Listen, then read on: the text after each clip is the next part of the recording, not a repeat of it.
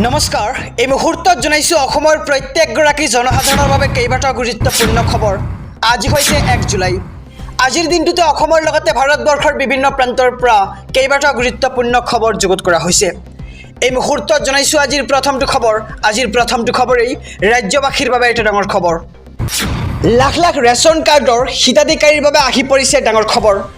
এতিয়া কৰা নাই নেকি আপুনি ই-KYC পৰীক্ষণ? ই-KYC পৰীক্ষণ নকৰা সকলৰ বাবে চৰকাৰে দিছে এক সোণালী সুযোগ। ৰেচন কাৰ্ডৰ হিতাধিকাৰীৰ বাবে বাধ্যতামূলক কৰা হৈছে ই-KYC পৰীক্ষণ। ই-KYC পৰীক্ষণ নকৰিলে বিপদত পৰিব পাৰে বহু হিতাধিকাৰী। আৰু ই-KYC পৰীক্ষণ নকৰা সকলৰ বাবে বৃদ্ধি কৰিছে পৰীক্ষণৰ সময়সীমা। আৰু শীঘ্ৰে আপুনি সম্পূৰ্ণ কৰিব লাগিব ই-KYC পৰীক্ষণ। যদিহে আপুনি ই-KYC পৰীক্ষণ নকৰে তেন্তে আপুনি লাভ নকৰিব ৰেচনৰ সামগ্ৰী। ইয়াৰ লগতে খাদ্য ৰাজহুৱা বিতৰণ আৰু গ্ৰাহক পৰিক্ৰমা বিভাগৰ বিশেষ জাননী। আৰু 7 জুলাই পৰ্যন্ত আপুনি কৰিব পাৰিব ই-KYC পৰীক্ষণ। আৰু বহু লোকে এতিয়াও ই-KYC পৰীক্ষণ নকৰাৰ বাবেই বৃদ্ধি কৰিছে অন্তিম সময়সীমা ৰাজ্য চৰকাৰে। আৰু 28 জুনৰ পৰা অহা 7 জুলাইলৈকে বৃদ্ধি কৰিছে ই-KYC পৰীক্ষণৰ সময়সীমা। আৰু ই-KYCৰ বাবে প্ৰশাসনে গ্ৰহণ কৰিছে বিশেষ পৰীক্ষণ কাৰ্যসূচী। আৰু ৰেচন কাৰ্ডৰ জৰিয়তে নিয়মীয়াকৈ বিনামূলীয়া চাউল পাবৰ বাবে শীঘ্ৰে কৰক ই-KYC পৰীক্ষণ। আৰু আপুনি কেনেকৈ কৰিব ৰেচন কাৰ্ডৰ বাবে ই-KYC পৰীক্ষণ আমি সবিশেষ জনাই যাম যে আপুনি প্ৰথমে যাব লাগিব সুলভ মূল্যৰ দোকানলৈ। আৰু সুলভ মূল্যৰ দোকানীজনীক আপুনি ক'ব লাগিব যে মোৰ ই-KYC সম্পূৰ্ণ কৰিব লাগিব। তেনেহ'লে আপোনাৰ ই-KYC সম্পূৰ্ণ হৈ যাব। এই মুহূৰ্তত জনাইছোঁ আজিৰ 2 নম্বৰ খবৰটো। বিদ্যুৎ গ্ৰাহকৰ বাবে আহি পৰিছে জৰুৰী খবৰ। 2 জুলাই অৰ্থাৎ অহাকালি 14 ঘণ্টা ধৰি নাথাকিব বিদ্যুৎ সেৱা। নিশা 8 বজালৈ বিদ্যুৎ সেৱাক লৈ শ্বাটডাউন ঘোষণা কৰা হৈছে। আৰু একেৰাহে 14 ঘণ্টা ধৰি নাথাকিব ভিন্ন প্ৰান্তত বিদ্যুৎ সেৱা। আৰু 33 kV লাইনৰ উন্নতিকৰণ কামৰ বাবে ঘোষণা কৰা হৈছে এই শ্বাটডাউন। আৰু পুৱা 6 বজাৰ পৰা নিশা 8 বজালৈ শ্বাটডাউন ঘোষণা শক্তি বিভাগৰ। কাইলৈ অৰ্থাৎ 2 জুলাই তেজপুৰত শ্বাটডাউন ঘোষণা কৰা হৈছে। আৰু তেজপুৰৰ ভিন্ন প্ৰান্তত নাথাকিব বিদ্যুৎ। কেৱল তেজপুৰে নহয়, আপোনাৰ অঞ্চলতো কিন্তু কালিৰ দিনটোত নাথাকিব পাৰে বিদ্যুৎ সেৱা। তেজপুৰৰ কোন কোন অঞ্চলত ব্যাহত হ'ব বিদ্যুৎ সেৱা আমি সবিশেষ জনাই যাম যে হাৰিগাঁও, মিছন চাৰিআলি, দোলাবাৰীত নাথাকিব বিদ্যুৎ সেৱা কাইলৈৰ দিনটোত। লগতে বিদ্যুৎ গ্ৰাহকৰ বাবে আহি পৰিছে জৰুৰী খবৰ। আপোনাৰ এলেকাত কিন্তু নাথাকিব পাৰে কাইলৈৰ দিনটোত বিদ্যুৎৰ সেৱা। এই মুহূৰ্তত জনাইছোঁ আজিৰ 3 নম্বৰ খবৰটো।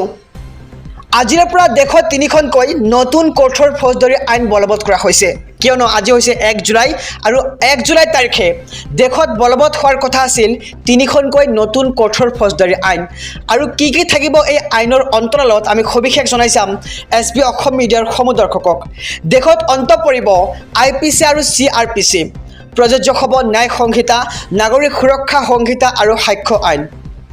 নতুন আইন অনুসৰি গণহত্যাত জড়িত অপৰাধীক দিয়া হ'ব ফাঁচী। লগতে কিশোৰী ধৰ্ষণত জড়িত অপৰাধীক যাৱজ্জীৱন কাৰাদণ্ডৰে দণ্ডিত কৰা হ'ব। আৰু দলবদ্ধ ধৰ্ষণত থাকিব মৃত্যুদণ্ডৰ শাস্তি। আৰু আৰক্ষীয়ে দিব লাগিব গ্ৰেপ্তাৰ কৰাৰ তথ্য। কি কাৰণত গ্ৰেপ্তাৰ কৰিছে অপৰাধীক সেই তথ্য দিব লাগিব আৰক্ষীয়ে। গ্ৰেপ্তাৰ কৰিলে পৰিয়ালক তথ্য দিব লাগিব আৰক্ষীয়ে। আৰু সন্ত্ৰাসবাদক লৈও দেশত বলবৎ হৈছে এইবাৰ কঠোৰ আইন। মানৱ অধিকাৰৰ নামত সন্ত্ৰাসবাদীক দিব নোৱাৰিব নিৰাপত্তা। আৰু নতুন আইন মৰ্মে ৰাজদ্ৰোহৰ পৰিৱৰ্তে থাকিব দেশদ্ৰোহৰ আইন।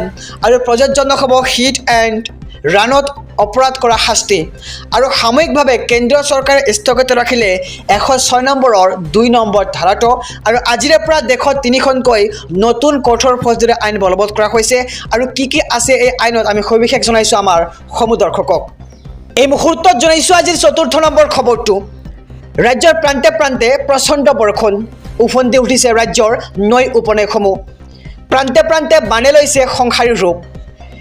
নেৰানেপেৰা বৰষুণৰ বাবে উভালি পৰিছে প্ৰকাণ্ড গছসমূহ। আৰু আগন্তুক 4 জুলাই পৰ্যন্ত ৰাজ্যৰ সকলো জিলাতে জাৰি কৰা হৈছে এলাৰ্ট।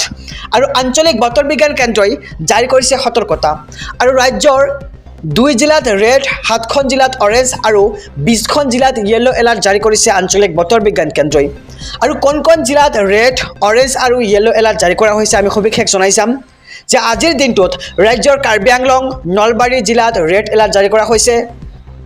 লগতে ৰেড এলাৰ্ট জাৰি কৰা 2 জিলাত প্ৰবলতকৈ প্ৰবল বৰষুণ আৰু বজ্ৰপাতৰ সম্ভাৱনাও কৰা হৈছে আৰু ধুবুৰী গোৱালপাৰা বঙাইগাঁও ডিমা হাছাও জিলাত জাৰি কৰা হৈছে অৰেঞ্জ এলাৰ্ট আৰু অৰেঞ্জ এলাৰ্ট জাৰি বিশ্বনাথ গোলাঘাট তিনিচুকীয়া জিলাতো আৰু কৰিমগঞ্জ কাছাৰ হাইলাকান্দি ডিব্ৰুগড় চৰাইদেউ শিৱসাগৰ জিলাতো জাৰি কৰা হৈছে য়েল্লো এলাৰ্ট আৰু য়েল্লো এলাৰ্ট জাৰি কৰা হৈছে যোৰহাট মাজুলী ৱেষ্ট কাৰ্বি আংলং মৰিগাঁও আৰু কামৰূপত লগতে শোণিতপুৰ দৰং ওদালগুৰি তামুলপুৰ বাক্সাৰ লগতে বজালী বৰপেটা চিৰাং কোকৰাঝাৰত জাৰি কৰা হৈছে য়েল্লো এলাৰ্ট আৰু নামনি উজনি আৰু মধ্য অসমত বিজুলী ঢেৰেকণিৰে বৰষুণৰ পূৰ্ণ সম্ভাৱনা আৰু ৰাজ্যৰ প্ৰান্তে প্ৰান্তে এতিয়া প্ৰচণ্ড ধুমুহা বৰষুণ দেখিবলৈ পোৱা গৈছে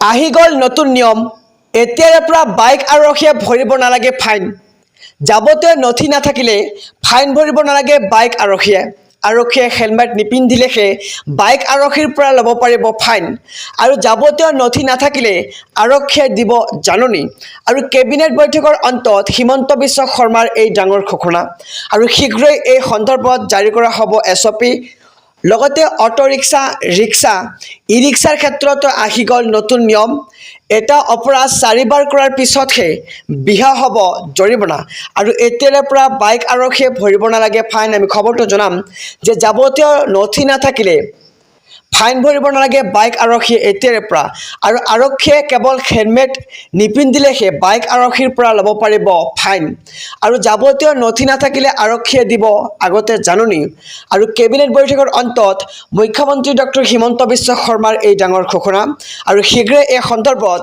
জাৰি কৰা হ'ব নতুন SOP